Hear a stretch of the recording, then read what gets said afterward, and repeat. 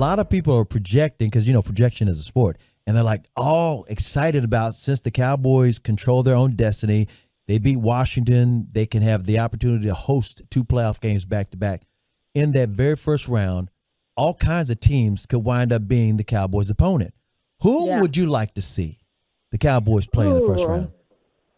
If I'm being honest, I want to see the Seahawks. And I know that's probably not the answer that everybody wants to hear, right? You want a little bit of an easier opponent. Mm-hmm. But to me, I want to see the Seahawks because when you go back to the last time the Cowboys played the Seahawks, that was really when you saw their reemergence of playing a complete football game. And you really haven't seen that since week to week. You've seen good bright spots. You've seen, little patches of the run defense being fixed a little bit because of Tank Lawrence. But you've also seen, just here and there improvements. I think Seattle was the last time I can go back and really watch that game all the way through and say that the Cowboys played a complete game. And that's what you need. If you're going into the playoffs, you want to make a deep run, you need to gain that confidence in playing a complete game. I'm taking the Seahawks all day, every day for that reason. That's interesting, especially the way that Geno Smith's been playing of late, and the way that he really was hitting his spots against this Cowboys team. And DK Metcalf. Yeah, it really, I mean, for me in particular, it gave me a little bit of concerns about the safeties of this Dallas Cowboys team. Malik Hooker, Donovan Wilson, Ron Kearse. Donovan Wilson got himself an interception last week. How would you or how have you looked at the safety play of these Cowboys over the course of the season, particularly seeing as last year they were the heart and soul of this defense?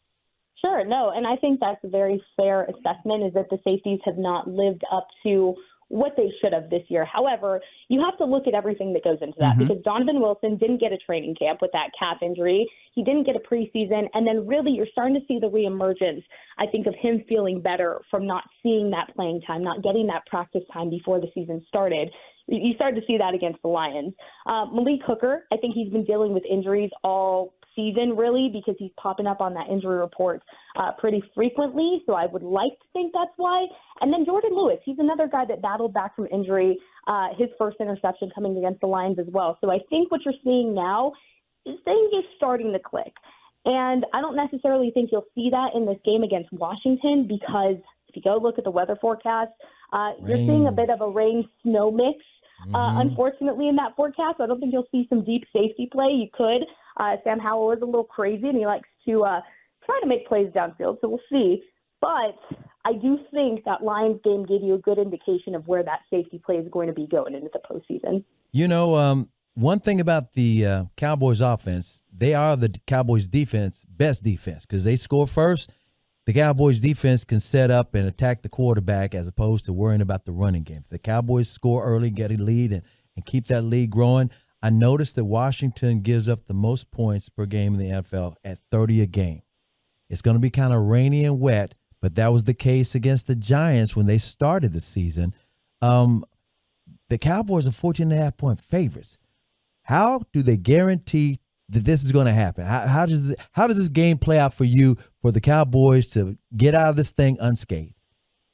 It's funny, CA, as you were just talking about this before I came on, the run game. And that's really what you saw week 1 against the Giants, is you had some glimmers of hope there with them being able to rely on the run, because at that point they had to. The rain was pouring. Yeah. You didn't know what the here we go cadence was at that point yet for Dak in the passing game. You had to rely on that run game. That's and true. So for me, all eyes have to be on that run game for this game, and for multiple reasons. One, yes, of course, the weather. 2, you obviously need to win this game so you have your postseason playoff seeding set by winning the NFC East and getting that number 2 seed in the NFC.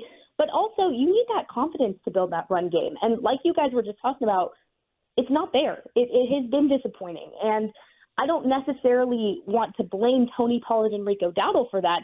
I really think it still goes back to ball distribution and kind of play calling at that. I don't think it's all them.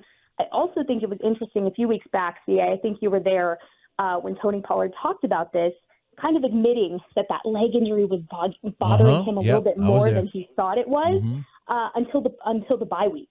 And so if you're thinking of slower progressions, kind of like I was talking about with the safeties with Donovan and even J. Lou, you have to think of that in terms of Tony Pollard as well. And so I'm interested to see in this game, yes, it's going to be wet. It's going to be raining, possibly snow mixture involved. And so you're talking some slick turf or slick grass, rather, some mud. I want to see what this run game looks like. And I want them to really build that confidence going into the postseason, because you need a solid run game if you want to make a deep run in the postseason. Real quick, you mentioned Jordan Lewis. Congratulations to him. Today he was awarded the Ed Block Courage Award, which is about players who overcame adversity to get where they are today. And he did. He overcame major injuries from last year, and look what he's doing right now. Oh, I love that. Yeah, and you know what? People don't give him enough credit for being the locker room guy that he is. He is such a good locker room guy. Major leader. And I will lean on that all the time with these players. Is you need guys that'll lift you up, that'll be a good teammate. And even through his injury, he was still supporting the guys around him. So good for J-Lou. I love to hear that. We're talking to Jess Nevarez. She's Pro Football Network's Cowboys beat reporter. She also features heavily on the Girls Talk, Boys Talk podcast on DallasCowboys.com. And Jess, you mentioned kind of some of the things that may have held this Cowboys run attack back. And, you know, there's something to be said for hoping for continued progress and more progress over the course of this thing. But it's been 17 weeks and you were headed, headfirst into the playoffs. Are there any other things that the Cowboys can do, or any things that they can do to help get some effect of the run game? Because we know that the run game can help dictate the way the defenses play them, and without that, some defense can sit on the things that this passing offense likes to do. Yeah, of course. I think it also comes down to your offensive line, and people seem to forget that for more than half of the season, you didn't have your starting line together. They've only played, 8-9 games together total. And so when you look at the health of the offensive line, that's why I was really glad to see that they brought a guy like La'el Collins onto the practice squad, because you need somebody that's a plug-and-play kind of guy. And I don't know if he's in football shape. I think that's my only question, is he's in shape, he's healthy. He talked about that today in the locker room, saying he's felt the best he's ever felt. He had a year to kind of rehab his body, take care of all of that. Timing is right for him. You guys just went over that.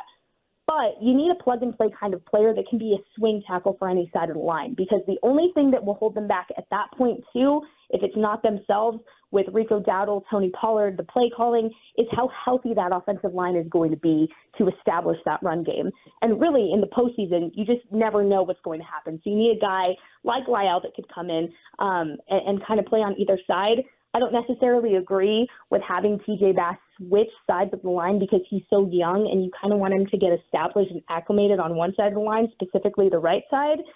So I think, to answer your question, offensive line needs to stay healthy, and they need their starting guys in there. Okay, let's talk about Butter. Is Butter going to be able to make some history? Brandon Aubrey, who's headed to the Pro Bowl, he's never missed a field goal this season. You mentioned the weather. Do you think he might be able to do it?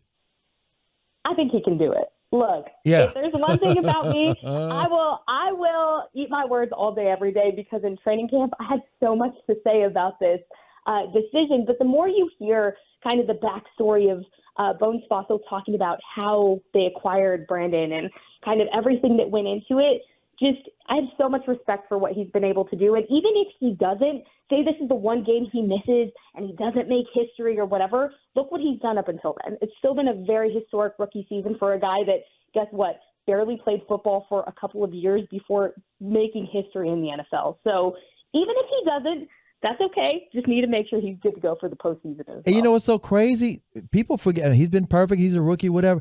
He has played in the last 9 months. You throw in the USFL games, his legs should be tired, but he's got that perfect swing, and it goes straight down the middle every time. Major props to Brandon Aubrey, a.k.a. Butter, as named by Dak Prescott. Now, Jess, obviously you're taking on the Washington Commanders, or Commandos, as I like to call them, this week in Week 18. Know who they are. Is there a single solitary thing that scares you about this Washington team? The only thing that scares me about this Washington team is the fact that teams do not play the Dallas Cowboys the same way as they play any other team that they have on their schedule. That's the only thing that scares me really about an opponent like this, where they have a losing record. They are going to get the second overall pick in the draft at this point. They have nothing to lose. They really just are either going to treat this like their Super Bowl, or they're going to say, like, okay, look, young guys up, let's get some good tape for you. However they treat it, I really think you're going to see a different version of the Commanders, because they're going to throw everything at you just like every other team has that has beaten the Cowboys this season. Go back to the Cardinals game. Go back to that loss, because up until that point, the Cardinals weren't doing really anything that they pulled in that game against the Cowboys. And so for me, when you have an opponent like this, that's the one thing that gets me, is if you're trying to make a statement win, you want to beat the Cowboys. And of course, you know what?